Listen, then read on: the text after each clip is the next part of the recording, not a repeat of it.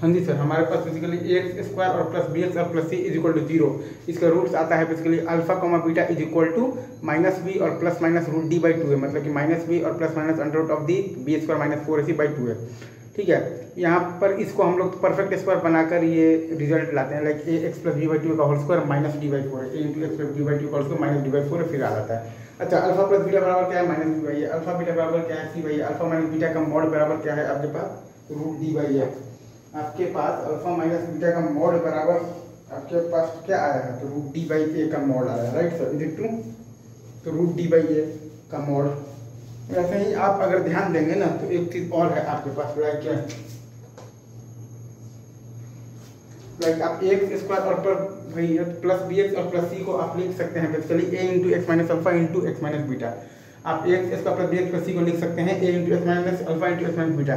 तो a into 5 minus alpha into 5 minus beta आपके पास आ गया है, तो बेसिकली क्या आ गया है? 25a और प्लस 5b और प्लस c आ गया है, right, is it true? Is it true? अच्छा, वैसे ही आपके पास a into 3 minus alpha into 3 minus beta आपके पास आ गया है 9a और प्लस आ गया है तो 3b और प्लस आ गया है c।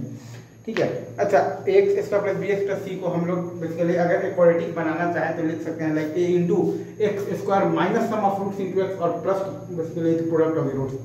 X square plus b x और प्लस सी को हम लोग लिख सकते हैं basically a into x square minus sum of roots into x और प्लस हम लोग लिख सकते हैं प्रोडक्ट ऑफ द रूट्स। ठीक है, ये भी एक तरीका होता है। आई गेस ये क्लियर है।